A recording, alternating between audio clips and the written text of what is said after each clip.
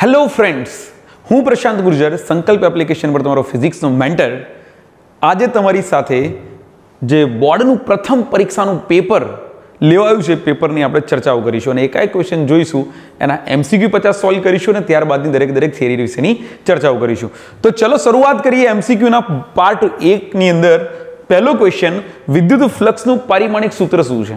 વિદ્યુત ફ્લક્સનું પારિમાણિક સૂત્ર, ચાર ઓપ્શન છે આપણી પાસે. phi is equal two equation તમે જાણો છો, ઇન્ટિગ્રેશન E ડોટ D અથવા તો નોર્મલી E ડોટ A કહી શકાય.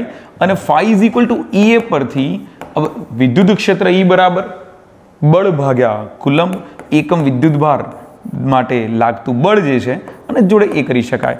તો phi ઇઝ ઇક્વલ ટુ શું લખાય? તો કે બળનું પારિમાણિક સૂત્ર m1 L1 T-2. અહીંયા જે ક્ષેત્રફળ છે, ક્ષેત્રફળનું થશે L2 અને નીચે જે વિદ્યુત ભાર છે, વિદ્યુત ભાર માટે થશે E1 T1. અને ગોઠવી દો તો m1 થશે L1 અને L2 એટલે L3 થશે અને T-3 અને A-1. ચેક કરો આ ઓપ્શન કયો છે આપણી પાસે?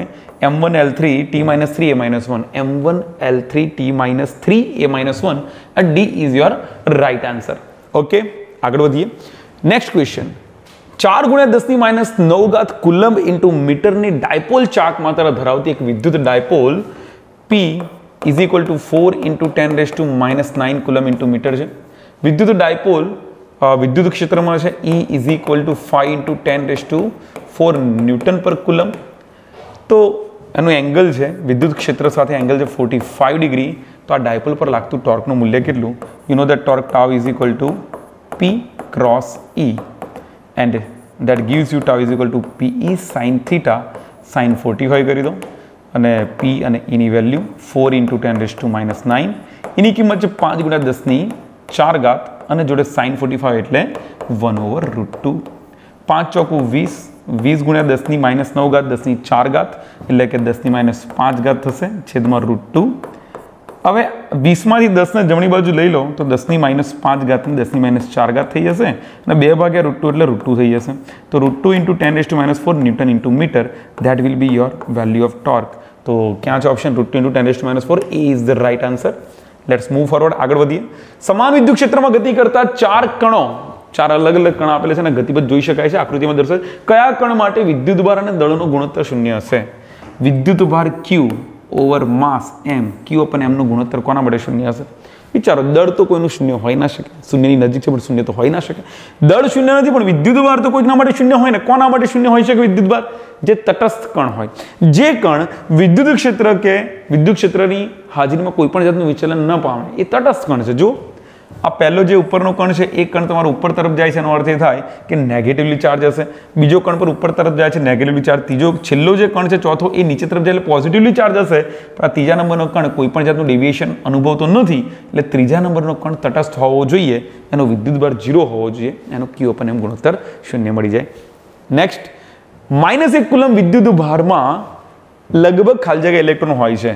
હવે Q is equal two -1 coulomb, but Q is equal two NE is equal two -1 coulomb. માટે N ઇક્વલ ટુ -1 અપન E ની વેલ્યુ -1.6 × 10⁻19. આ માઇનસ કેન્સલ આઉટ, પણ 1/1.6 કેટલા થાય? તો અરાઉન્ડ 0.625 × 10⁻19. ઓપ્શન ચેક કરો તો ઓપ્શનમાંથી 6.25 તો છે પણ 10⁻10 છે, ખાલી 10⁻19 છે, એ પણ રોંગ. અહીંયા 10⁻20 છે, એ પણ રોંગ. પરંતુ 6×10⁸ વાળો ઓપ્શન તમારો સાચો છે. તો C would be your right answer. શૂન્યાવકાશમાં એકબીજાથી 20 સેન્ટીમીટર દૂર રહેલા બે બિંદુવત વિદ્યુત ભારો, એક છે Q1, એક છે Q2, ને જોડતી રેખાના મધ્ય બિંદુ પાસે વિદ્યુત ક્ષેત્ર કેટલું? આ જગ્યા પર તમારે વિદ્યુત ક્ષેત્ર શોધવું છે. આ Q1 ધન છે તો માની લો Q2 ઋણ છે. બંનેના મૂલ્યો છે Q ઇઝ ઇક્વલ ટુ 3 માઇક્રોકુલમ, એક પ્લસ અને એક માઇનસ છે. વિચારો, 20 સેન્ટીમીટર છે એટલે બંનેનું આ બિંદુ પાસેથી અંતર 10 સેન્ટીમીટર થાય. આ અંતર પણ થશે 10 સેન્ટીમીટર.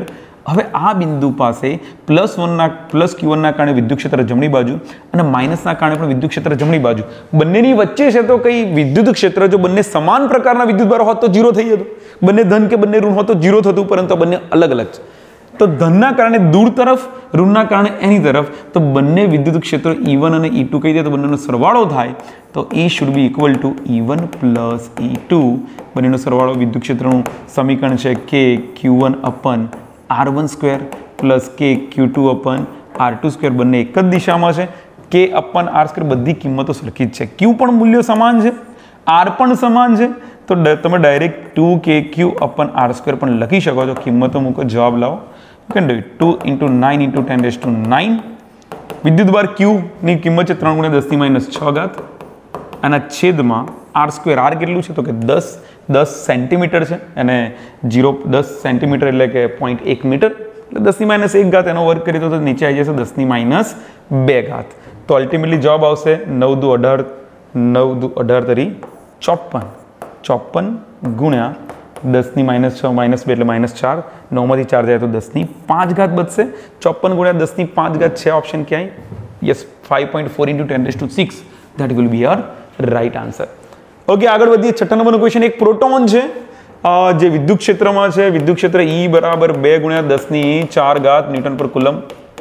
આમાં D = લેટ્સ સે 3.5 સેન્ટીમીટરનું પતન પામે છે, ત્યારે તેનો પ્રવેગ કેટલો હશે? એનો પ્રવેગ શોધવાનો છે. A would be what? એનું દળ છે એ માસ ઓફ પ્રોટોન = 1.6 × 10⁻27. હવે આપણે એક સમીકરણ તો જાણીએ છીએ ન્યૂટનનો ગતિનો બીજો નિયમ મુજબ, F = ma. તો A = F/m થાય.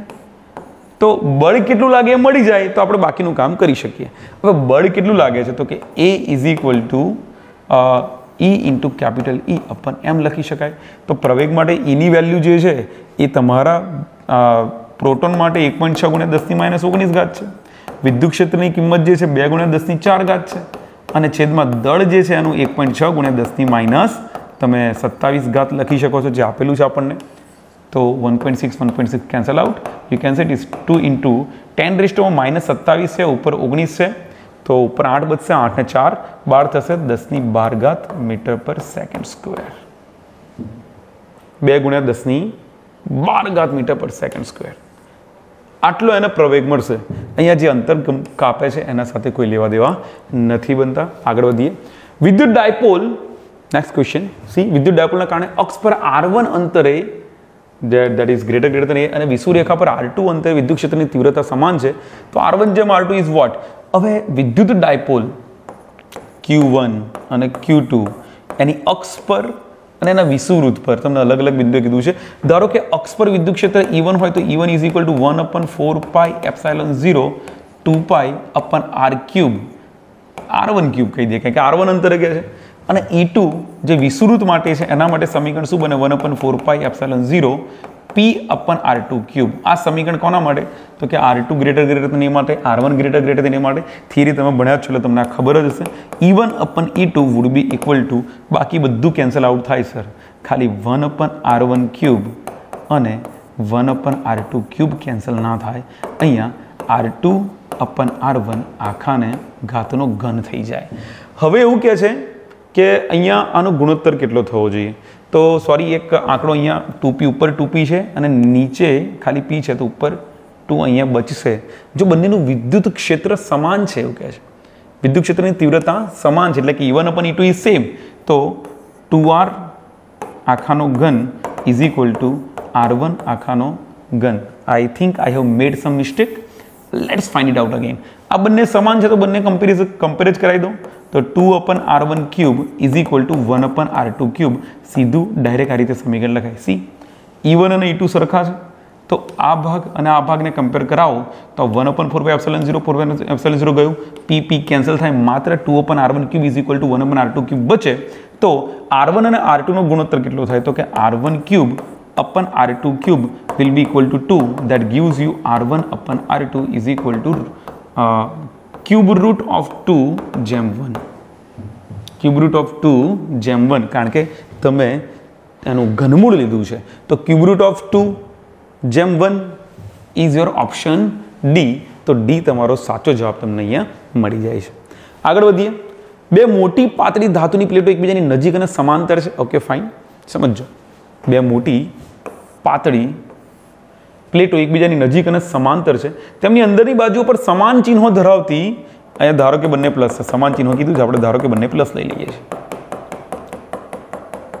ઓકે, પૃષ્ઠ ઘનતા છે સિગ્મા = 26.7 × 10⁻22. તો બીજી પ્લેટની બહારના વિસ્તારમાં વિદ્યુત ક્ષેત્ર કેટલું થાય? આ જગ્યા પર વિદ્યુત ક્ષેત્ર કેટલું થાય તો કે પ્લસના કારણે જમણી બાજુ, આ પ્લસના કારણે પણ જમણી બાજુ, ટોટલ વિદ્યુત ક્ષેત્ર sigma upon 2ε0 plus sigma upon 2ε0 will give you sigma upon ε0. Put the value, get the answer. Sigma છે 26.7 ગુણ્યા 10⁻22 ઘાત અને ε0 તમારું છે 8.9 ઇન્ટુ 10⁻12. તો ઘાત ઉપર જશે તો 10⁻10 ઘાત બચશે. 10⁻10 ઘાત વાળા ઓપ્શન તો કે બધા ઓપ્શન 10⁻10 ઘાત વાળા જ છે. તો 9 તરી 27 અરાઉન્ડ આઈ થિંક 3 આન્સર આવશે. કેલ્ક્યુલેશન તમે કરી જુઓ કેલ્ક્યુલેટરથી, તો 3 ગુણ્યા 10⁻10 ઘાતનો જવાબ આવવો જોઈએ. બંને સમાન પ્રકારની છે એટલા માટે સરવાળો જ થશે. જો અંદરના તરફ હોત, અંદરના તરફ કોઈ બિંદુ હોત તો આ પ્લસના કારણે આ બાજુ, આ પ્લસના કારણે આ બાજુ 0 થતું, પરંતુ બહારના કારણે 0 નહીં થાય. Fine, let's move forward. આગળ વધીએ. 9મા નંબરનો ક્વેશ્ચન. જે દિશામાં સ્થિતિમાનનો ઘટાડો સૌથી વધારે ઝડપી હોય તે દિશામાં ખાલી જગ્યા હોય છે. હવે સ્થિતિમાનના ઘટાડો એટલે સ્થિતિમાનના ફેરફારનો દર, સમય દર નહીં, સોરી, સ્થિતિમાનના ફેરફારનો પ્રચલનની વાત કરો ને તો એક સમીકરણ હતું કે del v upon del x will give you ex. તો સ્થિતિમાનના ફેરફારનો દર જ્યાં વધારે હોય ત્યાં તમને વિદ્યુત ક્ષેત્ર મળે. તો વિદ્યુત ક્ષેત્રનું આ સૂત્ર પરથી આના પર તમે જઈ શકો છો. આગળ વધીએ. નીચે પૈકી કઈ ભૌતિક રાશિ પરિમાણ રહિત છે? પરિમાણ રહિત ભૌતિક રાશિ સૌથી પહેલા કેપેસિટરને ગોળી મારો. કેપેસિટર સર એનો તો એકમ છે. ઓકે. માધ્યમની પરમિટિવિટીનો પણ એકમ છે. Okay. Polarisation P is equal to dipole moment ભાગ્યા તમારે કદ કરવું પડતું હોય છે, તો એ પણ એકમ ધરાવે છે. પરંતુ ડાયલેક્ટ્રિક અચળાંક K ઇઝ એપ્સિલોન અપન એપ્સિલોન 0 આ પરિમાણ રહિત છે કારણ કે ગુણોત્તર છે. તો તમારો જવાબ આવશે ડાયલેક્ટ્રિક અચળાંક. આગળ વધીએ. નીચે દર્શાવેલ એકમો પૈકી કયો એકમ કેપેસિટન્સ? કેટલાક સારા ક્વેશ્ચન મૂક્યા છે, લોજિકલ ક્વેશ્ચન છે. તમારે વિચારીને સમજીને થોડુંક માઇન્ડ વાપરો ને તો તમને એક્ઝામ હોલની અંદર જ કેટલાક ક્વેશ્ચનના આન્સર મળી જતા હોય છે. જો ધ્યાન, sir capacitance C is equal two Q અપન V. તો આનો એકમ શું થાય? તો કે સર કુલમ પર વોલ્ટ થાય. ક્યુનો એકમ કુલમ અને પર વોલ્ટ એટલે કુલમ વોલ્ટ ઇન્વર્સ આવે. પરંતુ આપણને કહે છે કયો એકમ નથી. હવે નથી એટલે ત્રણમાંથી કોઈ આન્સર મળવો જોઈએ, પણ ધ્યાનથી ઓબ્ઝર્વ કરો ને તો આ બંને સરખા છે. સાબિત કરવા તો કરી શકો છો એકમ, પણ આ બંને સરખા છે. કઈ રીતે? તો કે C into newton coulomb inverse metre, આખાનું ઇન્વર્સ કરી દો એનો અર્થ એવું થાય coulomb into newton inverse into coulomb into metre inverse. તો ચેક કરો coulomb square, newton inverse, metre inverse. તો આ બંને ઓપ્શનો એટલે કે B અને C તો સરખા થઈ ગયા. તો બચ્યો કયો? આ કોઈ હિસાબે તમારો કેપેસિટન્સનો એકમ બની ના શકે, તો અહીંયા તમારો જવાબ બનશે D. આગળ. અંદરની ત્રિજ્યા R1 અને બહારની ત્રિજ્યા R2 ધરાવતી એક ગોળાકાર સુવાહક કવચ પરનો વિદ્યુતભાર અંદરની ત્રિજ્યા R1, બહારની ત્રિજ્યા R2. બહાર વિદ્યુતભાર Q છે, કેન્દ્ર પર વિદ્યુતભાર સ્મોલ q છે. તો કવચની અંદરની સપાટી પર વિદ્યુત અને પૃષ્ઠ ઘનતા કેટલી થાય? તો કે આ જગ્યા પર q વિદ્યુતભાર હોવાના કારણે અહીંયા વિદ્યુતભાર કેટલો છે? ધન q છે. કશું કીધું નથી એટલે આપણે માની લઈએ ધન q છે, તો આગળ માઇનસ q અહીંયા હોવો જોઈએ. જો અહીંયા માઇનસ q પ્રેરિત થતો હોય તો આ જગ્યા પર પૃષ્ઠ ઘનતા માઇનસ q અપન 4 r1 સ્ક્વેર, કારણ કે અંદરની ત્રિજ્યા r1 છે એટલા માટે. તો તમારો જવાબ આવશે q અપન 4 r1 square. Small q minus છે તો ઓબ્વિયસલી માઇનસ જવાબ આવવો જોઈએ. જો અંદરનો વિદ્યુતભાર ધન હોય તો પૃષ્ઠ ઘનતા ઋણ હોવી જોઈએ. જો અંદરનો વિદ્યુતભાર ઋણ હોય તો તમારો જવાબ પ્લસ q અપન 4 r1 સ્ક્વેર આવી શકતો હતો. સવાલ બીજો એવો પૂછાય કે બહાર તરફ પૃષ્ઠ ઘનતા કેટલી? તો બહાર તરફ પૃષ્ઠ ઘનતા માટે q plus q અપન 4 r2 square option જ નથી, બસ સવાલ બી નથી. આગળ વધીએ. નંબર 30 વિદ્યુત ડાયપોલનું સ્થિતિમાન મોટા અંતરે. સર વિદ્યુત ક્ષેત્ર હોય ને ડાયપોલનું તો 1/r³ મુજબ ઘટે, પણ સ્થિતિમાન હોય ને 1/r² મુજબ ઘટે. So that is right answer. 1 વોલ્ટના સ્થિતિમાનના તફાવત એટલે પ્રવેગી થતા ઇલેક્ટ્રોન પ્રાપ્ત થતી ઉર્જા કેટલી? અરે તો એકમ જ ઇલેક્ટ્રોન વોલ્ટનું છે. 1 વોલ્ટના કારણે મળતી ઉર્જા એટલે 1 electron volt, that is equal to 1.6 into 10⁻19 joule. That is right answer. આગળ વધો. એક વાહકનું કેપેસિટન્સ આપ્યું છે C is equal to 4 into 10⁻6 Faraday અને તેનું સ્થિતિમાન 100 વોલ્ટ છે. V is equal to 100 volt. તો તેના સંપૂર્ણ ડિસ્ચાર્જ તેના મુક્ત થતી ઉર્જા કેટલી? અરે ઉર્જા is equal two 1/2 CV square. 1/2 C કેટલું છે? તો કે 4 ગુણ્યા 10⁻6 ઘાત વોલ્ટનો વર્ગ, 10⁻2 ઘાતનો વર્ગ, 10⁴ ઘાત. જવાબ આવ્યો 2 ગુણ્યા 10⁻2 ઘાત 0.02 જૂલ. Right answer. બહુ જ ફટાફટ આન્સર આવી જશે. બોર્ડના MCQ છે. ઘણા ક્વેશ્ચન, હા અમુક ક્વેશ્ચન વિચારવા જેવા છે, પરંતુ અમુક ક્વેશ્ચન ફટાફટ ઇક્વેશન મૂકો, આન્સર લાવો, વાત પૂરી કરો. C1 equal to C. Okay, આ છે તમારું C. C2 equal to 2C. Okay, આ 2C છે, આ 3C છે અને આ 4C છે. તો આનું એ અને બી વચ્ચેનું સમતુલ્ય કેપેસિટન્સ શોધો. સમતુલ્ય કેપેસિટન્સ શોધવા માટે આ ત્રણ શ્રેણીમાં છે. શ્રેણી માટે શું થાય?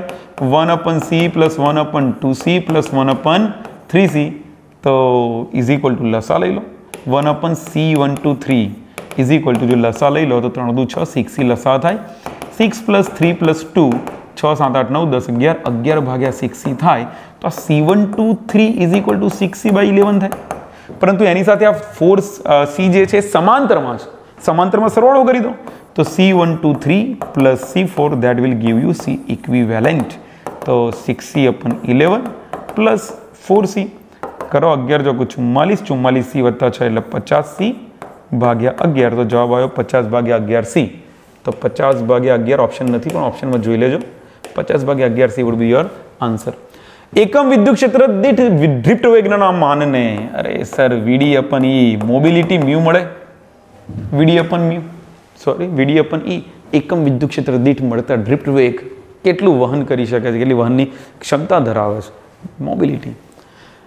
જો અવરોધ પરના 4 રંગો નારંગી, વાદળી,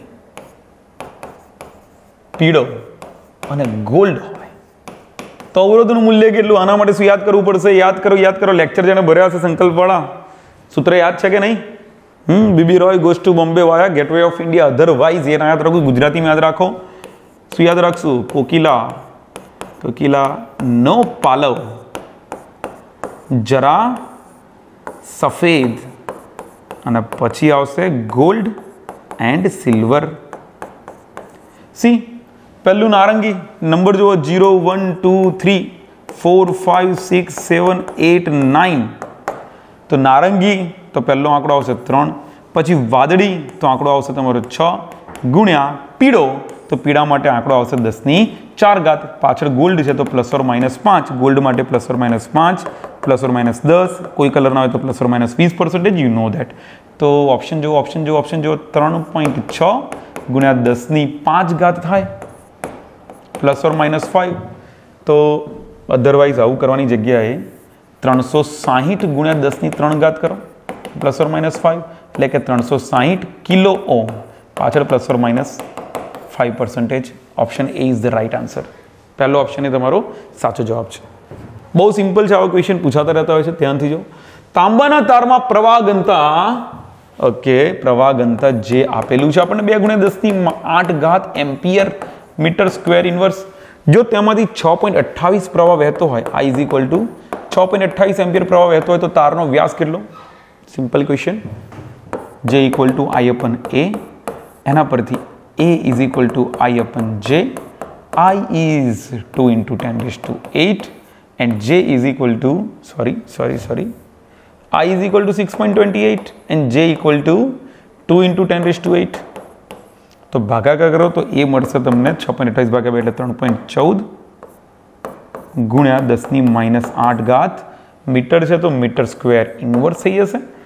ક્ષેત્રફળ મળ્યું પરંતુ મારે જોઈએ છે તારનો વ્યાસ. તો વ્યાસ જોઈતો તો એ બરાબર છે πr². તો r² is equal two A/π કરી દો. હવે એની કિંમત તમારી 3.14 ગુણ્યા 10⁻8 ભાગ્યા પાઈની વેલ્યુ 3.14 ગયા. તો r² બરાબર 10⁻8 તો r બરાબર 10⁻4. તો d બરાબર વ્યાસ એટલે 2r એટલે કે 2 × 10⁻4. તો 2 × 10⁻4 metre. That is your right answer.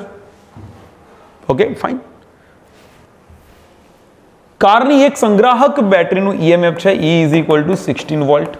જો બેટરીનો આંતરિક અવરોધ આપેલો છે R બરાબર 0.4 ઓહ્મ તો બેટરીમાંથી કેટલો મહત્તમ પ્રવાહ ખેંચી શકાય? મહત્તમ પ્રવાહ માટે બાહ્ય અવરોધ લગાવો જ નહીં, ડાયરેક્ટ કનેક્ટ કરી દો.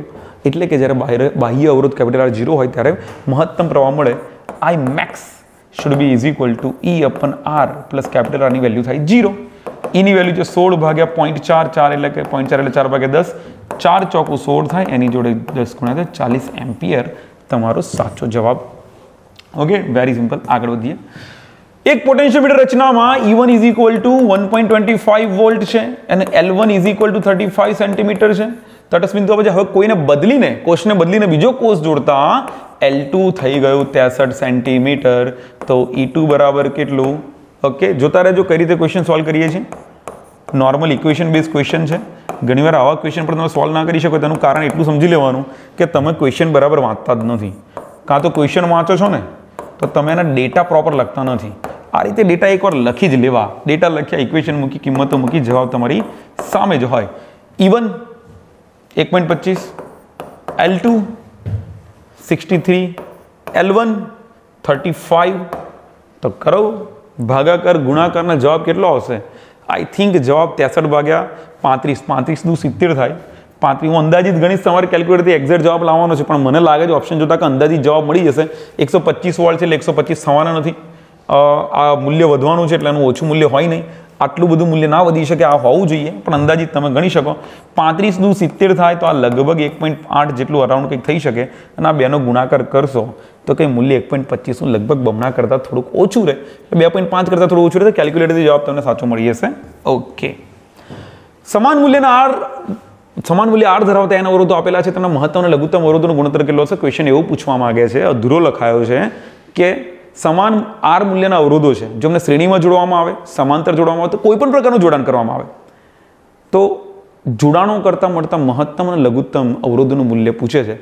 તો મહત્તમ આર મેક્સિમમ ક્યારે મળે? તો કે શ્રેણી જોડાણમાં. આર મિનિમમ ક્યારે મળે? તો કે સમાંતર જોડાણમાં. અને શ્રેણીમાં એન અવરોધો જોડ્યા હોય તો એન આર સમતુલ્ય થાય, સમાંતરમાં જોડ્યા હોય તો આર અપન એન થાય, આર આર કેન્સલ, છેદનો છેદ અંશમાં, જવાબ આવ્યો n². ફિનિશ્ડ.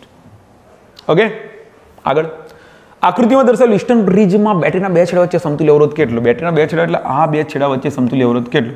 ભાઈ આર છે, આર છે, આર છે, આર છે, સંતુલિત વિસ્ટન બ્રિજ છે તો આમાંથી પહેતો પ્રવાહ 0, તો આ બ્રાન્ચ ભૂલી જાઓ. ઉપર આર ને આર 2R, નીચે આર ને આર 2R, કારણ કે શ્રેણીમાં છે, અને ઉપર આર અને આર 2R થાય, નીચે આર ને આર 2R થાય. આ 2R અને 2R સમાંતરમાં તો સમતુલ્ય કેટલું થાય? R. R is your right answer. Next જોતા રહેજો ભાઈ. E is equal to 2 volt, small r is equal to 0.02 ohm નો આંતરિક અવરોધ ધરાવતા 5 વિદ્યુત કોષો, n બરાબર 5 વિદ્યુત કોષોને capital R is equal to 6.5 ohm ના અવરોધ સાથે શ્રેણીમાં જોડતા પરિપથમાં મળતો પ્રવાહ કેટલો? પરિપથમાં પ્રવાહ કેટલો મળશે? શોધી કાઢીએ સર, આમાં ક્યાં બહુ મોટી વાત છે. 5 વિદ્યુત કોષ છે ને, પ્રવાહ I બરાબર E equivalent divided by R plus R equivalent. હવે શ્રેણીમાં જોડતા 5 વિદ્યુત કોષોને શ્રેણીમાં જોડ્યા છે તો ઇક્વિવેલન્ટ કેટલું થાય? 5 ગુણ્યા 1 નો EMF કેટલો છે? તો કે 2. ટોટલ બાહ્ય અવરોધ કેટલો છે? તો કે 6.5 ઓહ્મ. આંતરિક અવરોધ કેટલો થશે? તો કે 5 કોષને તમે શ્રેણીમાં જોડ્યા હોય તો 5R થાય, સ્મોલ r કેટલું? 0.02. કિંમતો મૂકી દીધી બધી, સોલ્વ કરો, જવાબ લઈ આવો. અંશમાં છે 5 દુ 10, છેદમાં છે 6.5 વત્તા 2/100, 2/100, 5 દુ 10 એટલે 0.1, તો 0.1 સાથે મૂકી દો તો 10/6.6, તો જવાબ આવશે તમારો 1 પોઈન્ટ સમથિંગ વાળા 3 ઓપ્શન છે. 10/6.6 એટલે 100/66. You can do it, yes or no? મને કેલ્ક્યુલેટરનો ઉપયોગ કરવા દો, જો કે આદત નથી, ઈચ્છા હોય છે કે કાયમ તમે ક્વેશ્ચન્સ કેલ્ક્યુલેટરના ઉપયોગ વગર જ કરો. જવાબ આવે છે 1.51. પરંતુ અહીંયા ઓપ્શન તમારા ક્લોઝ છે એટલે એટલા માટે એપ્રોક્સિમેશન કરવું થોડુંક મુશ્કેલ છે, સમજો આ બાબતને. કારણ કે નીટ જેડબલી જેવી કોમ્પિટિટિવ એક્ઝામની અંદર જ્યારે તમે કેલ્ક્યુલેશન કરતા હો છો ત્યારે તમારે એપ્રોક્સિમેશન સૌથી વધુ કરવું પડતું હોય છે. આ જગ્યાએ જ્યારે નજીકના આન્સર હોય ને ત્યારે થોડુંક પ્રિસાઇઝ કરવું પડે, સમય વધારે લેતું હોય છે. પરંતુ અહીંયા તમારે કલાકમાં 50 ક્વેશ્ચન સોલ્વ કરવાનો એટલે તમે કેલ્ક્યુલેટરનો ઉપયોગ છે તો બોર્ડમાં તો કરજો જ, ના નહીં. એક અસમાન આડછેદનું ક્ષેત્રફળ ધરાવતા ધાતુના સુવાહકમાં સ્થાયી પ્રવાહ વહે છે. સ્થાયી પ્રવાહ વહે છે. નીચેનામાંથી કઈ ભૌતિક રાશિ વાહક માટે અચળ રહેશે? હવે સર અસમાન આડછેદનું ક્ષેત્રફળ છે ને તો J = I / A, પ્રવાહ ઘનતા અચળ નહીં રહે. વિદ્યુત ક્ષેત્ર ડિપેન્ડ કોના પર કરે છે? J = σE. વિદ્યુત ક્ષેત્ર ડિપેન્ડ કરે પ્રવાહ ઘનતા પર, અચળ નહીં રહે. ડ્રિફ્ટ ઝડપ તો J = NEVD, તો ડ્રિફ્ટ ઝડપ પણ અચળ નહીં રહે. પરંતુ પ્રવાહ તમને કહે છે કે સ્થાયી પ્રવાહ વહે છે, તો પછી ક્યાં કોઈ મગજમારી છે? સ્થાયી પ્રવાહ વહે છે તો પ્રવાહ અચળ રહેશે. આગળ જોઈએ ક્વેશ્ચન 26. 0.3 કિલોગ્રામ દળ અને 1.5 મીટર લંબાઈ એક સીધો તાર 4 એમ્પિયરનો પ્રવાહ ધરાવે છે. I બરાબર 4 એમ્પિયર. તેને સમક્ષિતિજ અને સમાન ચુંબકીય ક્ષેત્રમાં હવામાં સ્થિર રાખવા માટે જરૂરી ચુંબકીય ક્ષેત્રનું મૂલ્ય કેટલું? હવામાં સ્થિર રાખવાનું છે. હવામાં સ્થિર રાખવો હોય તો એ તાર પર જેટલું વજન બળ લાગે એટલું જ ચુંબકીય બળ લાગવું જોઈએ. તો ચુંબકીય બળનું સમીકરણ છે F = ILB અને F = આપણે mg કહી દઈએ તો = ILB અને શોધવાનું છે B તો B = mg/IL. Put the value, get the answer. m છે 0.3, g ની વેલ્યુ આપી છે આપણને 10. પ્રવાહ છે તમારો 4 એમ્પિયર અને લંબાઈ છે કંઈક 1.5. તો ધેટ્સ ઇટ. 0.3 × 10 જે છે એને 3 કરી દો ને, 1.5 × 2 એટલે 3 થાય, 2/4 એટલે 0.5 ટેસ્લા. તો that is your answer, 0.5 tesla. આગળ વધીએ. પ્રતિ સમાંતર વિદ્યુત પ્રવાહ ધારિત તાર વચ્ચે લાગતું વિદ્યુત બળ ખાલી જગ્યા હોય છે. પ્રતિ સમાંતર વિદ્યુત પ્રવાહો ધરાવતા, પ્રતિ સમાંતર એટલે કે અપોઝિટ વિદ્યુત પ્રવાહો છે. જો એક જ દિશાના વિદ્યુત પ્રવાહ હોય તો આકર્ષણ થાય, પણ પ્રતિ સમાંતર છે એટલા માટે અપાકર્ષણ બળ લાગશે. ઓકે, તાર પર લાગતા બળ પરનું આ કન્સેપ્ટ. નેક્સ્ટ, એકમ લંબાઈ દીઠ આંટાઓની સંખ્યા છે n = 1000. સોલેનોઇડ છે, 5 એમ્પિયરનો પ્રવાહ છે. સોલેનોઇડની અંદર ચુંબકીય ક્ષેત્રનું મૂલ્ય કેટલું થશે? B = μ0 ni. μ0 મને 4π × 10⁻⁷. n ની વેલ્યુ આપી છે 1000. પ્રવાહ છે 5 એમ્પિયર, 5 ચોકુ 20, 20 પાઈ ગુણ્યા 10⁻⁴. તો 20 પાઈ કેટલા થશે? 20 પાઈ એટલે 2 પાઈ, 10 ને જમણી બાજુ લે ગુણ્યા 10⁻⁴ માં લખી દો એટલે 10⁻³ થશે. 2 પાઈ એટલે કે 6.28 × 10⁻³. 6.28 × 10⁻³ tesla. That is option D. Next question જો, ચુંબકીય મોમેન્ટ એટલે કે ચુંબકીય ચાક માત્રાનો એક એસઆઈ એકમ શું છે? પહેલી નજરે જોઈને લાગે કે સર એમ્પિયર મીટર સ્ક્વેર, પરંતુ wrong. Ampere metre square inverse તમારું એકમ એમ્પિયર મીટર સ્ક્વેર છે. જો એમ્પિયર મીટર સ્ક્વેર હોત તે સાચો હોત. એમ્પિયર ઇન્ટુ મીટર તો આવશે નહીં, પરંતુ અહીંયા જૂલ ટેસ્લા ઇન્વર્સ ને ટેસ્લા મીટર એમ્પિયર ઇન્વર્સ છે, તો આનું શું કરીશું? તો આના માટે એક વસ્તુ વિચારો કે torque tau = mb sin θ, you know that. અને આના પરથી જો એમને કરતા બનાવવામાં આવે તો τ/b sin θ. અને τ/b sin θ પરથી ટાઉનો એકમ ન્યૂટન ઇન્ટુ મીટર છે, ટોર્કનો એકમ, / ટેસ્લા sin θ નો કોઈ એકમ ના હોય તો ન્યૂટન ઇન્ટુ મીટર એટલે જૂલ. તો જૂલ ઇન્ટુ ટેસ્લા ઇન્વર્સ આ રીતે એકમ બને. Option A is your right answer. Okay, તો ધ્યાન રાખવું, ઉતાવળમાં ભૂલ થઈ શકે છે. આગળ વધીએ. Question number 30. નીચે પૈકી 29મો કર્યો આપણે, 30મા નંબરનો ક્વેશ્ચન. નીચેના પૈકી કયું લોરેન્સ બળનું સાચું સૂત્ર છે? લોરેન્સ બળ તમને ખબર હોવી જોઈએ સર. F = વિદ્યુત ક્ષેત્રના કારણે QE અને ચુંબકીય ક્ષેત્રના કારણે Q × V × B. જુઓ કયું સમીકરણ આપે છે? Q × E - V × B. Sorry, વચ્ચે પ્લસ આવવું જોઈએ, રોંગ છે. E + B × V, sorry, V × B આવવું જોઈએ. E - B × V. હવે અહીંયા જુઓ ધ્યાનથી, અને શું કર્યું છે કે QE અને આગળ જો માઇનસ લખી દેવામાં આવે તો અંદર ક્રમ બદલાઈ જાય. B × V. So that is also right thing. તો આ બી ઓપ્શન જે છે સાચો ઓપ્શન છે. ઓબ્વિયસલી ડી ઓપ્શન તમારો ખોટો છે, કારણ કે એમાં ઈની જગ્યાએ બી આપેલું છે. આગળ, ગેલોનમીટરના ગૂંચળાઓની સંખ્યા, આંટાની સંખ્યા વધારતા પ્રવાહ સંવેદિતા વધે, વોલ્ટેજ સંવેદિતા વધે, બંને વધે કે બંનેમાં કોઈ ફેરફાર ના થાય? તો ડી તો રોંગ. બંનેમાં કોઈ ફેરફાર થાય ના થાય એવું ના બને. પ્રવાહ સંવેદિતા તો વધે જ. આંટાની સંખ્યા વધારો તો તમારા પ્રવાહની સંવેદિતા એટલે કે એકમ વિદ્યુત પ્રવાહ માટે કેટલું ડિફ્લેક્શન થશે, એ સેન્સિટિવિટી વધવાની જ છે. તો પ્રવાહની સંવેદિતા વધે છે, પરંતુ વોલ્ટેજ સંવેદિતા, સર વોલ્ટેજ સંવેદિતા, sensitivity of voltage is sensitivity of I / R. હવે SI proportional to આંટાની સંખ્યા n હોય તો SV should also proportional to આંટાની સંખ્યા n. હકીકતમાં પહેલી નજરે જોઈને એવું જ લાગે છે કે વોલ્ટેજ સંવેદિતા બંને વધવું જ જોઈએ, પરંતુ પરિસ્થિતિ વિચારો કે જેમ આંટાની સંખ્યા વધશે એમ સાથે સાથે અવરોધનું મૂલ્ય R પણ વધશે. તો આંટાની સંખ્યા વધતા પ્રવાહ સંવેદિતા વધે છે, પરંતુ આંટાની સંખ્યા વધવાના કારણે અહીંયા અવરોધ R પણ વધતો હોવાથી હવે પ્રવાહ સંવેદિતા અવરોધ પર આધાર રાખતું નથી, પરંતુ વોલ્ટેજ સંવેદિતા અવરોધ પર આધાર રાખે છે. અને આ કારણસર વોલ્ટેજ સંવેદિતામાં એટલો ફેરફાર થવો જરૂરી નથી, કેમ કે આંટાની સંખ્યા સાથે જેટલા આંટાની સંખ્યા વધવાની છે એટલી લંબાઈ વધવાની છે, અને અવરોધ તમારા લંબાઈના સમપ્રમાણમાં છે. તો વોલ્ટેજ સંવેદિતા વધશે નહીં, તેની ખાલી પ્રવાહ સંવેદિતા વધશે. આગળ વધીએ. ચુંબકીય ક્ષેત્રમાં ગતિ કરતા વિદ્યુત ભારિત કણની ઝડપ વધારવામાં આવે છે. You increase the speed. સાયક્લોટ્રોનમાં સ્પીડ વધારતા જાઓ, એની ગતિમાર્ગની ત્રિજ્યા વધશે, તો ગતિપથની ત્રિજ્યા ઓબ્વિયસલી વધશે. Option D is the right answer. Next, ગતિમાન વિદ્યુતભાર ખાલી જગ્યાના કારણે ઉર્જા મેળવે છે. યાદ રાખજો, હંમેશા વિદ્યુત ક્ષેત્રના કારણે ઉર્જા મેળવે. ચુંબકીય ક્ષેત્ર ઉર્જા ના આપે, ચુંબકીય ક્ષેત્ર માત્ર દિશા બદલે. વિદ્યુત ક્ષેત્રનું કામ છે એના મૂલ્યમાં ફેરફાર કરવાનો, જ્યારે ચુંબકીય ક્ષેત્રનું કામ છે એની દિશા બદલવાનું. તો જે મૂલ્યમાં ફેરફાર કરશે એના કારણે ઉર્જા મેળવશે, અને એ વિદ્યુત ક્ષેત્રના કારણે ઉર્જા મેળવે. ચુંબકીય ક્ષેત્રના કારણે ઉર્જા કદી નહીં મેળવે. બી માન ધરાવતા સમાન ચુંબકીય ક્ષેત્રને લંબ રૂપે કે વિદ્યુતભાર અને એમ દળ ધરાવતો એક કણ આર વર્તુળાકાર પર ગતિ કરે છે. આ કણ દ્વારા એકમ સમયમાં થતા પરિભ્રમણની સંખ્યા કેટલી પૂછે છે આપણને? એફ કેટલું થાય? એકમ સમયમાં થતા પરિભ્રમણની સંખ્યા. એફનું સમીકરણ ડાયરેક્ટ યાદ હોય તો મૂકી દેવાય, ના યાદ હોય ડોન્ટ વરી. સર ઓમેગા તો યાદ હોય ને, omega is equal two QB અપન M. But સૂત્ર જ છે તમારું 2πf is equal two QB અપન M. that gives you F is equal to QB upon 2πm. check it out. क्या है option? Option C, BQ upon 2πm. that is your right answer. that is your right answer. let's move forward. okay, question जो ચુંબકત્વ ચેપ્ટરનો, ભૂચુંબકીય ધ્રુવ પાસે સમક્ષિતિજ સમતલમાં મુક્ત ભ્રમણ કરી શકે તે રીતે રાખેલી ચુંબકીય સોય ઉત્તર દક્ષિણ. સર નોર્મલી સો ઉત્તર દક્ષિણ રહેતી હોય, પરંતુ આ કિસ્સામાં કઈ જગ્યાએ છે? તો પૃથ્વીના ઉત્તર ધ્રુવ કાં તો દક્ષિણ ધ્રુવ પાસે. ચુંબકીય ઉત્તર કે ચુંબકીય દક્ષિણ ધ્રુવ પાસે છે. આ જગ્યા પર એ સોય પર લાગતો કોઈ પણ સમક્ષિતિજ દિશાનો ચુંબકીય ક્ષેત્રનો ઘટક ના હોય.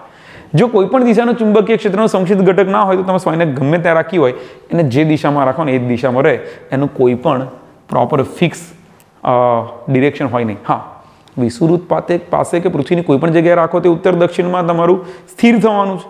પરંતુ તમે ઉત્તર ધ્રુવ પાસે જતા રહો તો ત્યાં તો માત્ર લંબ ઘટક, વર્ટિકલ કમ્પોનન્ટ મળશે, એનો સમક્ષિતિજ ઘટક બિલકુલ 0 થઈ જશે. એટલે તમારી સોય તમે જે દિશામાં રાખશો ને એ દિશામાં જ રહેશે.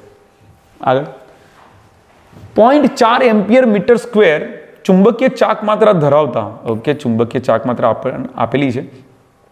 m is equal to 0.4 ampere metre square. નાના ગજિયા ચુંબકને બાહ્ય ચુંબકીય ક્ષેત્રમાં રાખ્યું છે 800 G ગોસ જેટલું. બાહ્ય મહત્તમ સ્થાયી સ્થિતિમાંથી મહત્તમ અસ્થાયી સ્થિતિમાં લઈ જવું છે. મહત્તમ સ્થાયી સ્થિતિમાંથી મહત્તમ અસ્થાયી સ્થિતિમાં લઈ જવા માટે કરવું પડતું કાર્ય કેટલું? તો UI ઇઝ ઇક્વલ ટુ માની લો કે -MB cos મહત્તમ સ્થાનિક સ્થિતિ એટલે 0, અને UF is equal two -MB cos 180 degree થઈ જાય. તો મહત્તમ સ્થાયીમાંથી મહત્તમ અસ્થાયી સ્થિતિમાં લઈ જવા માટે delta U is equal two UF minus UI. UF is equal two આ માઇનસ છે, cos 180 minus minus minus plus થશે, MB થશે, વચ્ચે માઇનસ, પાછું minus, minus minus plus, MB cos 0 1 થશે, 2MB and put the values. M કેટલું છે? 0.4. B કેટલું છે? 800 ગોસ, અને 1 ગોસ એટલે 10⁻⁴ ટેસ્લા. તો 4 દુ 8, 0.8, 64 ભાગ્યા 10 હોવાથી 640 ગુણ્યા 10⁻⁴. તમે પોઈન્ટ એડજસ્ટ કરી શકો છો. 1 2 3 4 એટલે કે 0.064 જૂલ તમારો જવાબ આવશે. ડેલ્ટા યુ સ્થિતિ ઉર્જામાં થતો આ ફેરફાર એ તમારા પર થતું કાર્ય. સ્થિતિ ઉર્જા પ્રારંભિક અંતિમ એનો ડિફરન્સ લઈ લો, કાર્ય મળી ગયું તમને. MB cos 0, you know that m.b minus m.b એ સ્થિતિ ઉર્જાનું સમીકરણ છે. આગળ વધીએ. 5 સેન્ટીમીટર લંબાઈના ગજિયા ચુંબકના મધ્ય બિંદુથી, ધારો કે આપણી પાસે એક ગજિયો ચુંબક છે, ઓકે, એની લંબાઈ છે 5 સેન્ટીમીટર. એનાથી વિષુવવૃત્તીય અંતરે 50 સેન્ટીમીટરનું અંતર છે. વિદ્યુત ક્ષેત્ર રેખાનું મૂલ્ય કેટલું હશે? એની ચુંબકીય ચાક માત્ર આપેલી છે આપણને 0.4 એમ્પિયર મીટર સ્ક્વેર. સમીકરણ વિષુવવૃત્ત પાસે ચુંબકીય ક્ષેત્રનું મૂલ્ય કેટલું થાય? એનું સમીકરણ શું છે? તો સમીકરણ લખી દઈએ. ચુંબકીય ક્ષેત્ર B is equal to μ0/4π into m/r³ d³ જે પણ લખો. μ0/4π એટલે μ0 ની કિંમત 4π × 10⁻⁷, 10⁻⁷ ઇન્ટુ m છે તમારું 0.4 ભાગ્યા r³. What is r³? Distance છે 50 સેન્ટીમીટર, એટલે કે 0.5 નો કરી દો તમે ઘન. આ બધી જ કિંમતો મૂકતા જાઓ. I think we need a calculator for this calculation particular. तो 0.4 divided by 0.5 divided by 0.5 divided by 0.5 you will get 3.2 into 10 raised to -7 tesla. તો આ થઈ ગયો તમારો સાચો જવાબ 3.2 × 10⁻7 ઘાત. આગળ વધીએ. કોઈ સ્થાનના ચુંબકીય ધ્રુવતલમાં પૃથ્વીના ચુંબકીય ક્ષેત્રનો સમક્ષિતિજ ઘટક 0.26 g છે અને નમન કોણ આપેલો છે 60 ડિગ્રી. તો આ સ્થળે પૃથ્વીનું ચુંબકીય ક્ષેત્ર કેટલું થાય? પૃથ્વીના ચુંબકીય ક્ષેત્ર માટે નમન કોણ જે ફાઈ આપ્યું છે એના માટે એંગલ tan phi = તમારો વર્ટિકલ કમ્પોનન્ટ ભાગ્યા હોરિઝોન્ટલ થાય. પરંતુ અહીંયા cos phi જો લઈ લઈએ તો cos phi = તમારી પાસેની બાજુ એટલે કે હોરિઝોન્ટલ કમ્પોનન્ટ ડિવાઇડેડ બાય કુલ ચુંબકીય ક્ષેત્ર BE થઈ જાય. તો BE = H/cos phi. H ની વેલ્યુ કેટલી છે? 0.26 ગોસ અને cos phi ની વેલ્યુ છે તમારી 60 ડિગ્રી. તો cos 60 એટલે 1/2 2 ઉપર જાય તો 0.52 g. that is your right answer 0.52 g. Okay.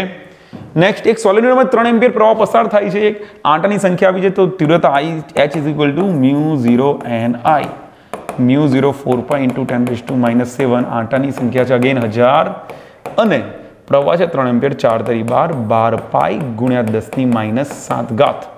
Sorry 7 ઘાત × 10⁻3 10⁻4 ઘાત થઈ જશે. 10⁻4 ઘાત છે એને અરેન્જ કરશો તો આ બેમાંથી કઈ આન્સર થઈ શકે છે. જો 12 × 3.14 × 10⁻4 ઘાત 12 × 3.14 કરી દઈએ. 12 × 3.14 you will get 37.68. Again I think proper આને કેલ્ક્યુલેટ અગેન કરવું પડશે. 4π μ0 ni μ0 એટલે 4π × 10⁻7 n છે એકમ લંબાઈથી આંટાની સંખ્યા 1000 ગુણ્યા પ્રવાહ છે 3 એમ્પિયર. તો 4 × 12 π 12 × 3.14 એટલે 12 × 3.14 થશે તમારા 37.68 × 10⁻4 એટલે કે 3.7 ગુણ્યા 10⁻3 ઘાત. તો ઓબ્વિયસલી જવાબ આવશે 0.0312 ગુણ્યા 10⁻1 ઘાત. Option number C is the right answer. થોડાક ઓપ્શન વિચિત્ર રીતે આપેલા છે એટલા માટે સાચો જવાબ આપણને કંઈક આ રીતે મળશે 0.037 × 10⁻1 ampere per metre. You can check it out. Calculation થોડા પ્રોપર ચેક કરી લેવા. આગળ નીચેમાંથી કયો ડાયામેગ્નેટિક પદાર્થ છે? ડાયામેગ્નેટિક પદાર્થમાં બિસ્મથ આવશે. ઓકે, બિસ્મથ ડાયામેગ્નેટિક પદાર્થ છે. 41 ક્વેશ્ચન. ઓરડાના તાપમાને કોઈ ચુંબકમાં દરેક અણુની ચુંબકીય ચાર્જ માત્રા 0 હોય છે. રોંગ. દરેક અણુની ચુંબકીય ચાર્જ માત્રા 0 ન હોવી જોઈએ એટલે ચુંબક તરીકે વર્તિત થઈ શકે. દરેક સ્વતંત્ર અણુનો શૂન્યેતર ચુંબકીય ચાર્જ માત્રા જે બધી વ્યવસ્થિત ગોઠવાયેલી છે, બધી જ વ્યવસ્થિત ગોઠવાયેલી હોય છે એ શ્યોર ન કહી શકાય. બધી જ ડોમેન એક ડિરેક્શનમાં ગોઠવાય 100% પોલરાઇઝેશન મળવું શક્ય નથી. એટલે સેકન્ડ કેન્સર. ડોમેન્સ અંશતઃ ગોઠવાયેલી હોય છે એવું કહી શકાય કે અંશતઃ તમારી ડોમેન્સ એક જ દિશામાં ગોઠવાયેલી છે. બધી જ ડોમેન્સ વ્યવસ્થિત રીતે ગોઠવાયેલી હોય છે. that is also wrong. so C is your right answer. કોઈ પેરામેગ્નેટિક નમૂનાને 4 કેલ્વિન તાપમાને એટલે કે T1 let's say 4 kelvin B 0.6 tesla ના બાહ્ય ચુંબકીય ક્ષેત્રમાં રાખતા તેની magnetic moment m1 8 ampere per metre જેટલું પરિણામી મેગ્નેટાઇઝેશન દર્શાવે છે. જ્યારે તેનું તાપમાન T2 16 કેલ્વિન તાપમાને B2 0.2 ટેસ્લાના બાહ્ય ચુંબકીય ક્ષેત્રમાં રાખવામાં આવે છે ત્યારે તેનું મેગ્નેટાઇઝેશન કેટલું થાય છે? તો આના માટે સમીકરણ આપણે વાપરી શકીએ છીએ કે મેગ્નેટાઇઝેશન m CB/T ક્યુરીના નિયમ મુજબ CB/T સમીકરણ વાપરી શકીએ છીએ and we can say m proportional to B/T. so m1/m2 B1/B2 into T2/T1. Okay, આપણે શોધવાનું શું છે? m2. તો m2 જો શોધવાનું હોય તો m2 m1 multiply by B2/B1 into T1/T2. હવે m1 ની વેલ્યુ કેટલી છે? m1 આપણે આપ્યું છે 8. B2 કેટલું આપ્યું છે? B2 છે 0.2 અને B1 છે 0.6. T1 છે તમારી પાસે 4 અને T2 છે 16.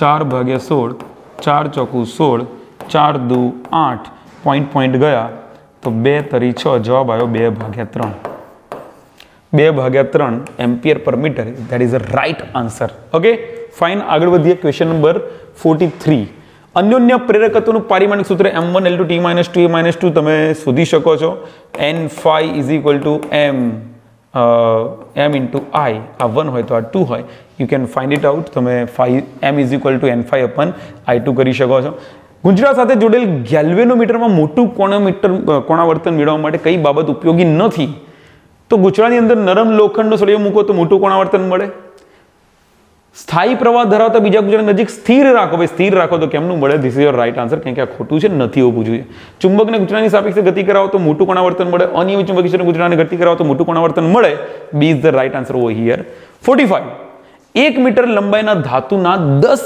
આરા ધરાવતું એક વ્હીલ પૃથ્વીના ચુંબકીય ક્ષેત્રમાં સમક્ષિતિજ ઘટક h ને લંબ એવા સમતલમાં 4 પાઈ એટલે ઓમેગા આપ્યું છે 4 પાઈ રેડિયન પર સેકન્ડ લંબાઈ આપી છે ઇક્વલ ટુ 1 મીટર અને 10 આરા આપ્યા છે આની ઇક્વલ ટુ 10 જો ચુંબકીય ક્ષેત્ર h is equal to 0.4 into 10⁻⁴ tesla હોય તો ધરી અને વ્હીલની રીમ વચ્ચે પ્રેરિત EMF આ જગ્યા પર EMF નું ઉદાહરણની અંદર જે તમે સમીકરણ જોયું તો 1/2 b omega into br omega sorry br omega વાળું સમીકરણ વાપરી શકો છો 1/2 ચુંબકીય ક્ષેત્ર આપણને આપે 0.4 × 10⁻⁴ r અંતર છે લંબાઈ 1 મીટર તમે કહી શકો અને ઓમેગાની જગ્યાએ તમે 4 પાઈ રેડિયન પર સેકન્ડ 4 પાઈ મૂકી દો તો 2 × 2 = 4 0.2 4 × 2 = 8.8 પાઈ × 10⁻⁴ હવે 8 પાઈ જે છે હવે આના 8 પાઈ ઇન્ટુ 10⁻⁵ લખી શકાય 8 તરી 24 સમથિંગ 24-25 સમથિંગ કંઈક થતું હોય અને ગુણ્યા 10⁻⁴ થતું હોય તો 2.512 × 10⁻⁴ use your calculator you can get the right answer 46 ફેરેડેના પ્રેરણનો નિયમ સર E = -d∅/dt શું આપે છે સર ફેરેડેનો નિયમ છે ને મૂલ્ય આપે અને લેન્ઝનો નિયમ છે ને દિશા આપે you are right but I would say ફેરેડેનો નિયમ એ મૂલ્ય સાથે સાથે આ ફ્લક્સનો ફેરફાર કઈ દિશામાં થાય છે ને એ દિશાની વિરુદ્ધ દિશામાં નેગેટિવ જે ચિહ્ન છે ને એના કારણે કહી શકાય કે ફેરેડેનો નિયમ માત્ર મૂલ્ય નથી આપતો એ મૂલ્ય સાથે દિશાનું પણ ધ્યાન રાખે છે તો હું કહીશ કે EMFનું મૂલ્ય અને દિશા બંને આપે છે આ લોજિકલ વસ્તુ છે ડિબેટેબલ વસ્તુ છે પરંતુ મૂલ્ય અને દિશા બંને આપે છે તેવું કહી શકાય દિશા મળી જ શકે છે જે AC જનરેટરમાં આર્મેચરની કોણીય ઝડપ બમણી કરવામાં આવે તો પ્રેરિત EMF મહત્તમ EMF E = nVA ઓમેગા તો જો કોણીય ઝડપ બમણી કરવામાં ઓમેગા ડબલ થાય તો એના લીધે આ બધામાં કોઈ ફરક પડવાનો નથી E ડબલ થશે બમણું થશે ફિનિશ કમલા એક સ્થિર સાયકલને પેડલ મારે છે ઓકે આ સાયકલ ના પેડલ્સ n = 100 આંટાઓ ધરાવે છે અને a = 0.1 મીટર સ્ક્વેર ક્ષેત્રફળ ધરાવતા ગુંજરા સાથે જોડાયેલ છે આ ગુંજરું પ્રતિ સેકન્ડ 1 આંટા જેટલું ભ્રમણ કરે છે ઓહો જે ભ્રમણ છે એ ભ્રમણની સ્પીડ જે છે ઓમેગા = 1 આંટો 1 રિવોલ્યુશન પર સેકન્ડ કરે છે એટલે કે f = 1 હર્ટ્ઝ કહી શકાય ઓકે અને તેને પરિભ્રમણની ધરીને લંબ રૂપે b = 0.01 ટેસ્લા ના ચુંબકીય ક્ષેત્રમાં મૂકવામાં આવે છે તો ઉત્પન્ન થતો મહત્તમ વોલ્ટેજ કેટલો તો ઉત્પન્ન થતા મહત્તમ વોલ્ટેજ માટે E max = nBA omega n ની વેલ્યુ 100 b ની વેલ્યુ ચુંબકીય ક્ષેત્ર 0.01 ક્ષેત્રફળ છે તમારું 0.1 અને ઓમેગાની કિંમત છે 1 રેડિયન પર સેકન્ડ તો 1 રેડિયન એટલે કે 2 પાઈ 1 રેડિયન એટલે કે 2 પાઈ ઓકે અથવા તો તમે f ની વેલ્યુ છે તો 2 પાઈ f પણ લખી શકો છો તો સર આ 100 અને 0.01 તો ગયા 0.1 × 2 પાઈ એટલે કે 0.2 pi that's will be the answer 0.2 × 3.14 તો જવાબ એવો આવશે કે 0.628 volt that is your right answer that was the question number 48 આગળ વધી 49 એક પરિપથમાં 0.1 સેકન્ડમાં t = 0.1 સેકન્ડમાં વિદ્યુત પ્રવાહ I જે છે એ I0 = 5 એમ્પિયરથી ઘટી અને 0 થઈ જાય છે જો પરિપથમાં 200 વોલ્ટ જેટલું સરેરાશ EMF પ્રેરિત થતું હોય EMF E = 200 વોલ્ટ હોય તો આત્મપ્રેરકત્વ કેટલું થાય E = we know that -L di/dt હવે di એટલે L તમારે શોધવાનું છે E આપેલું છે 200 અને di એટલે કે પ્રવાહનો ફેરફાર 0 - 5 તો 0 -5 થાય, સમયગાળો જે છે આપ્યો છે 0.1 સેકન્ડ, તો L becomes 200 multiplied by 0.1 divided by 5, તો 0.1 એટલે 20 થશે અને 5 ચોકુ 20, તો જવાબ આવશે 4 હેનરી. 4 હેનરી જવાબ આવશે, C option right answer. Okay, next question. એક એરોપ્લેનની બે પાંખોની બહાર તરફના અંતિમ બિંદુ વચ્ચેનું અંતર 50 મીટર છે. Okay fine. તે v = 360 કિલોમીટર પર અરની ઝડપથી ગતિ કરે છે. 36 એટલે 10 થાય, તો 360 એટલે 100 મીટર પર સેકન્ડ થાય. 1000 ભાગ્યા 3600 કરી દો, મળી જશે. જો આ સ્થળે પૃથ્વીનું ચુંબકીય ક્ષેત્રનો ઉર્ધ્વ ઘટક ભાઈ BV, ઉર્ધ્વ ઘટક એટલે વર્ટિકલ કમ્પોનન્ટ 2 × 10⁻⁴ વેબર પર મીટર સ્ક્વેર હોય, તો આ બે બિંદુ વચ્ચેનું સરેરાશ પ્રેરિત EMF કેટલું થાય? ઓકે, સરેરાશ પ્રેરિત EMF આ જગ્યાએ ગતિકીય EMF નો ઉપયોગ કરીશું. E = BVL ના સ્થાને તમારી જે બે વચ્ચેનું અંતર જે છે એ બે વચ્ચેનું અંતર L જ લઈશું આપણે, તો BVL કરી દઈએ. તો B ચુંબકીય ક્ષેત્ર છે 2 × 10⁻⁴. વેગ આપણને આપ્યો છે 100 અને લંબાઈ છે તમારી 50, તો જવાબ કેટલો આવશે? 50 × 100, 100 × 100 એટલે જવાબ આવશે 1 volt. E = 1 volt. That is your right answer. તો આ થાય MCQ. MCQ સોલ્વ કરી શકાય એવા છે બધા ઇક્વેશન બેઝ, કેટલાક નોર્મલી થિયરિટિકલ બેઝ, અને ગણતરી તમારે કરીને જવાબ આપવાના છે. That's it. કલાકની અંદર આસાનીથી પેપર તમારું પતી જાય. એક્સપ્લેન કરવામાં સમય લાગી શકે, અદરવાઇઝ યુ નો દેટ કે કલાક પહેલાં પણ આ પેપર તમારું પૂરું થઈ શકે. ચલો વિભાગ બી જોઈએ, એના ક્વેશ્ચન કઈ રીતના છે. તો વિભાગ પાર્ટ 2 માં વિભાગ એ. વિભાગ એ ની અંદર 2 માર્કના જે ક્વેશ્ચન છે એ ક્વેશ્ચનમાં ઊન સાથે પહેલો ક્વેશ્ચન છે, પહેલા ચેપ્ટરનો છે, ઊન સાથે ઘસેલા એક પોલિથીનના ટુકડા પર Q = 8×10⁻⁷ કુલમ જેટલો ઋણ વિદ્યુતભાર છે, નેગેટિવ કરી દો. તો સ્થાનાંતરિત થયેલા ઇલેક્ટ્રોનની સંખ્યા કેટલી? તો Q = -n × E = -8 × 10⁻⁷ કુલમ. તો n = 8 / 1.6 × 10⁻⁹ × 10⁻7 ગુણાકાર ભાગાકાર કરી તમે જવાબ લઈ શકો, તમને નંબર ઓફ ઇલેક્ટ્રોન મળી જાય. ઊનથી પોલિથીન તરફ કેટલા દળનું સ્થાનાંતર થયું હશે? તો દળ શોધવા માટે તમારી પાસે જે નંબર ઓફ ઇલેક્ટ્રોન અહીંયા મળે ને, તો ટોટલ દળ n = n × m mass of electron, એટલે કે આ જે નંબર જે છે તેની સાથે ઇલેક્ટ્રોન દળનો 10⁻⁻31 કિલોગ્રામમાં તમારો ગુણી કરવા છે, તમને જવાબ મળી જશે. આગળ 1.2 મીટરનો વ્યાસ ધરાવતા એક સમાન વિદ્યુતભારી ગોળા પર વિદ્યુતભારી પૃષ્ઠ ઘનતા સિગ્મા = 40 માઇક્રોકુલમ પર મીટર સ્ક્વેર છે. ગોળા પરનો વિદ્યુતભાર શોધો. સિગ્મા = ટોટલ વિદ્યુતભાર Q / પાઈ 4πr². જો તમારે ગોળા પરનો વિદ્યુતભાર શોધવો છે તો Q = 4πr² * સિગ્મા કિંમતો મૂકો, જવાબ મળી જશે. અને જો ગોળા પર વિદ્યુતભારની પૃષ્ઠ ઘનતા આપી છે, તેના પરનો વિદ્યુતભાર અને ગોળાની સપાટીમાંથી બહાર થતું વિદ્યુત ફ્લક્સ તમને મળી શકે.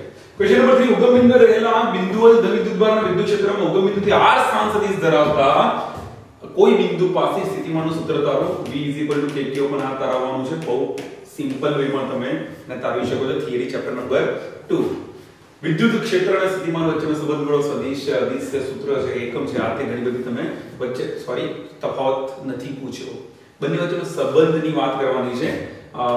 E = del V/del x, that is Ex, Ey, Ez અને ત્રણેયના કમ્પોનન્ટ વાળી વાત તમે કરી શકો છો. પોટેન્શિયોમીટરની મદદથી વિદ્યુત કોષનો આંતરિક અવરોધ શોધવાનો ચેપ્ટર 3 ની છેલ્લી થિયરીમાં પોટેન્શિયોમીટરમાં પણ ત્રીજો ક્વેશ્ચન ઇમ્પોર્ટન્ટ આઈએમપી ક્વેશ્ચન જે કહેતા હોય છે એ અવરોધ શોધવાનું સમીકરણ તમે બુકની અંદર પણ છે, તમે સંકલ્પમાં ભણ્યા છો, તો તમને એમાં કોઈ જ વાંધો નથી આવવાનો. આ જે ક્વેશ્ચન છે કોઈ સ્થળે પૃથ્વીના ચુંબકીય ક્ષેત્રનો ઘટક ચેપ્ટર નંબર 4 નો ઉદાહરણ છે. અહીં જોઈએ કયું ઉદાહરણ છે, તો ઉદાહરણ નંબર 4.10 છે. તમે ચેક કરી શકો. ઉદાહરણ 4.10 અને એની અંદર જે બળ શોધવાનું છે, તમારા વાહક તાર પર લાગતું બળ F = ILB sin θ મુજબ તમે બળ શોધી શકો છો. એકમ લંબાઈ દીઠ કહે છે તો લંબાઈ વડે ભાગી નાખો. એકમ લંબાઈ માટે કહેતા હોય કે L ભાગી નાખો IB sin θ. આ જે ડિરેક્શન કહે છે ડિરેક્શન લક્ષણ તમે θ મૂકી અને દાખલો ગણી શકો છો. પૃથ્વીનું ચુંબકીય ક્ષેત્ર અક્ષ પાસે લગભગ 0.8 ગઝ જેટલું છે, તો પૃથ્વીની દ્વિધ્રુવી ચાક માત્ર શોધો. હવે અહીંયા છે ને આ ક્વેશ્ચનની અંદર બુકની અંદર ઉદાહરણમાં કંઈક આવો સેમ ટુ સેમ ક્વેશ્ચન છે 5મા ચેપ્ટરમાં, પરંતુ એ ઉદાહરણ આમાં થોડોક ફરક છે. ઉદાહરણમાં કહે છે 0.4 ગોસ, અહીંયા કીધું છે 0.8 ગોસ, ત્યાં વિષુવવૃત્ત પર છે, અહીંયા અક્ષ પર છે. ઓકે, સ્વાધ્યાયમાં ચેક કરી લો, બધા જવાબ ક્વેશ્ચન સેમ ટુ સેમ મળેਗਾ. પણ બહુ સિમ્પલ ક્વેશ્ચન છે કે ભાઈ ચુંબકીય ક્ષેત્ર માટે જો B = μ0/4π ઇન્ટુ અહીં અક્ષ છે તો 2m/r³ થઈ જાય. એ પૃથ્વી માટે r³ કરી દો અને એમને કરતા કરી દો, B ની જગ્યાએ 0.8 મૂકી દો, કિંમત મૂકો, જવાબ તમારી સામે હશે. ઓકે, આગળ વધીએ. વિદ્યુત ડાયપોલ અને ચુંબકીય ડાયપોલની સરખામણી કરો. બેસ્ટ સરખામણી તમે એનાલોજી છે ચુંબક અને વિદ્યુતીય રાશિઓ વચ્ચે, તો અહીંયા પણ તમે એના એકમની સૂત્રની બધી ચર્ચાઓ કરી અને તમે સરખામણી કરી શકો છો. ચુંબકીય ક્ષેત્રમાં ક્ષેત્ર લંબરૂપી આકારના વાહકની ભુજાઓ પર ગતિ કરતા સળિયામાં ઉદ્ભવતા ગતિ કે નું સૂત્ર મેળવો E=BVL. ઓકે, આપણે એક આઈએમપી ક્વેશ્ચન છે. તમારે આ એક્ઝામને તમારે એઝ અ નેટ પ્રેક્ટિસ ગણવાની છે કે તમે કેટલું લખી શકે, તમારે કેટલું લખવાનું છે. ઓકે, તો તમને પહેલો આઈડિયા હશે, બહુ ટાઈમથી તમને લખવાની પ્રેક્ટિસ નહીં હોય, વારંવાર ફરીથી કહું છું કે તમને એની પ્રેક્ટિસ નહીં હોય તો આ એક્ઝામને એ રીતે સિરિયસલી લેજો ભાઈ, એનું એનાલિસિસ કરજો તમે ક્યાં ભૂલો કરી છે. અન્યોન્ય પ્રેરકત્વ મેળવવાનું સમીકરણ સૂત્ર તારવવાનું છે, ચેપ્ટર નંબર 6 એની થિયરી. ત્યારબાદ વિભાગ બી 3 માર્કના ક્વેશ્ચન જે છે એમાં ચેપ્ટર નંબર 1 ના અગેન આઈએમપી ક્વેશ્ચન ગોસના જે એપ્લિકેશન ગોસના ઉપયોગો છે એમાંથી 3 જે ક્વેશ્ચન 3 આઈએમપી છે. એમાંથી પહેલો ક્વેશ્ચન અનુકૂળ પરિણામ સુરેખ તારથી ઉદ્ભવતો વિદ્યુત ક્ષેત્રનું સૂત્ર તારવવાનું સમીકરણ જે છે એ સૂત્ર ગોસના નિયમ મુજબ સાબિત કરી શકાય છે. આગળ સમાંતર પ્લેટ કેપેસિટર ડાયરેક્ટની અસર સમજાવવા ડાયરેક્ટ અચળાંકનું સૂત્ર મેળવો. ઓકે, આ ક્વેશ્ચન આઈએમપી ક્વેશ્ચન છે. સમાંતર પ્લેટ કેપેસિટરનો કેપેસિટન્સ સૂત્ર મેળવો, પણ એના પછીની જે ડિસ્કશન છે એ ડિસ્કશન એ પૂછેલી છે એ પણ તમારે પ્રોપર જોઈ અને લખી શકો છો. નિયમિત બાહ્ય દિશામાં મૂકેલ વિદ્યુત ડાયોડની સ્થિતિ ઊર્જાનું સૂત્ર તારો U=-m.b. તો mb cos θ મુજબ તમે એના કેસીસ અલગ અલગ જે છે સાબિત કરી શકો છો. કાર્ય થયેલા કાર્યનો તફાવત એના પરથી સાબિત કરવાનું છે. નિક્રમના બનેલા એક ગરમ કરવાના તારને 230 વોલ્ટના ઉદ્ગમ સાથે જોડતા પ્રારંભમાં તે 3.2 એમ્પિયર પ્રવાહ ખેંચે છે. આ તમારા સ્વાધ્યાયનો ક્વેશ્ચન છે, ચેપ્ટર નંબર 3. અને જો અવરોધની વાત હોય તો r θ = r0 in bracket 1 plus alpha θ minus θ0 ના ઉપયોગ વાળો ક્વેશ્ચન છે. બહુ ઇમ્પોર્ટન્ટ ક્વેશ્ચન છે. આ લેવલ ક્વેશ્ચન પૂછા ઉદાહરણમાં પણ છે, બે ક્વેશ્ચન સ્વાધ્યાયના પણ છે, તમે ઈઝીલી એને સોલ્વ કરી શકો. એક સાયક્લોટ્રોનની દોલન આવૃત્તિ 10 મેગાહર્ટ્ઝ છે. સાયક્લોટ્રોનનો ક્વેશ્ચન ચેપ્ટર નંબર 4 અને એનો ઉદાહરણનો ક્વેશ્ચન છે. લેટ મી ચેક કયો ઉદાહરણ છે. સાયક્લોટ્રોનનો જે ક્વેશ્ચન છે ઉદાહરણ નંબર 4.4. ઉદાહરણ 4.4 તમે જોઈ શકો છો, બેક પેજ ક્વેશ્ચન છે, એમાં કોઈ ચેન્જ નથી. અને ચેપ્ટર નંબર ક્વેશ્ચન નંબર 30 જે છે ચેપ્ટર નંબર 5 નો ઉદાહરણ નંબર 5.11 છે. અને આ ઉદાહરણો બધા એક ઉદાહરણ મૂકેલા છે જે તમે ઈઝીલી સોલ્વ કરી શકો છો. આગળ વધીએ. ક્વેશ્ચન નંબર 14 નિયમિત ચુંબકીય ક્ષેત્રમાં બે ચુંબકીય સર્કલ આખા સ્ટોરનું સૂત્ર અને તેના દોલનના આવર્તકાળનું સમીકરણ તારવો. ચેપ્ટર નંબર તમારો આ છે 4 નંબરના ચેપ્ટરનો લગભગ છેલ્લેથી આગળની જે થિયરી છે થિયરી. ચુંબકીય ક્ષેત્ર બી ક્ષેત્રફળ અને લંબાઈ અને ચુંબકીય ક્ષેત્રનું સૂત્ર મેળવો. કેપેસિટરમાં સંગ્રહિત સ્થિત વિદ્યુત ઊર્જા કેવી રીતે સરખાવી શકાય છે. ચેપ્ટર નંબર 6 સોલિડની અંદર જે ચુંબકીય ઊર્જા છે અને કેપેસિટીની ઊર્જા 1/2 cv² અને mv²/2 μ0 બધી વચ્ચેની કમ્પેરિઝન તમારે ડિસ્કસ કરવાનું છે. 4 ગુણના ક્વેશ્ચનમાં જો તો 4 ગુણના ક્વેશ્ચનની અંદર અહીંયા જે તમને ક્વેશ્ચન પૂછ્યો છે એ 15મા નંબરનો જે ક્વેશ્ચન છે એ તમારા ચેપ્ટર પહેલાનું ઉદાહરણ જે છેલ્લું ઉદાહરણ છે ઉદાહરણ પૂછેલું છે. ઇમ્પોર્ટન્ટ ક્વેશ્ચન છે. 4 માર્કની અંદર આ બહુ જ આઈએમપી ક્વેશ્ચન છે, સમજવું પડશે તમારે. બરાબર, એમની એમ કઈ અત્યારે ગણાઈ શકાય નહીં, કારણ કે ગણવામાં લગભગ 15-20 મિનિટનો સમય એમાં જઈ શકે છે. બે પ્લેટો વચ્ચે હવા હોય તેવા સમાંતર પ્લેટ કેપેસિટન્સ આપેલું છે અને કેપેસિટન્સ ગણવાનું છે. તો 16મા નંબરનો ક્વેશ્ચન એ ચેપ્ટર તમારું સેકન્ડ ચેપ્ટરનો ક્વેશ્ચન ઉદાહરણનો દાખલો છે, ગણી શકાય છે. અને આપણે એનો ક્વેશ્ચન ગણનાના ક્વેશ્ચન છે, પણ અડી માર્કમાં 2 માર્કમાં તમને 4 માર્કની અંદર મળી શકે છે. વિસ્ટમરીત સ્વાધ્યાયનો ક્વેશ્ચન. વિસ્ટમરીત બેલેન્સ નથી, પરંતુ તમારે અહીંયા આપણે કિર્ચોફના બીજા નિયમનો ઉપયોગ કરી અલગ અલગ લૂપ 3 લૂપ બનાવીને લૂપ સોલ્વ કરી અને તમારે અલગ અલગ પ્રવાહો શોધવાના રહેશે. અને તમને અલ્ટિમેટલી અહીંયા તો ગેલોમીટરનો વહેતો પ્રવાહ કીધું છે. તો ફ્રેન્ડ્સ, ફાઇનલ બોર્ડની એક્ઝામમાં પણ ચેપ્ટર નંબર 3 ની અંદર સર્કિટોના જે 4 ક્વેશ્ચન છે ને એમાંથી એક ક્વેશ્ચન આવવાનો છે. 4 માર્ક તમારામાં પાકા છે.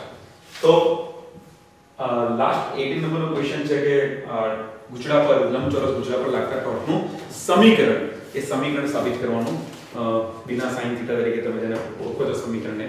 ઓકે ફાઇન, તો આ હતું તમારું પેપર. ઓકે, સારું પેપર સાવ ઈઝી પણ નતું, એટલું જલ્દી ફટાફટ પતી જાય એવું પણ નતું, સમય લે એવું પેપર હતું. તો આઈ હોપ કે તમારું પેપર સારું ગયું હશે. અને જો ફિઝિક્સ રેગ્યુલર ફિઝિક્સ આખું બારમાનું મારી સાથે ભણવા માંગતા હોય તો તમે સંકલ્પ એપ્લિકેશન જોઈન કરી શકો છો અને એની અંદર એનો પ્લાન લઈ શકો છો. તો ધેટ્સ ઇટ. ફરી કોઈ વાર મળીશું, ત્યાં સુધી આવજો, બાય, ટેક કેર.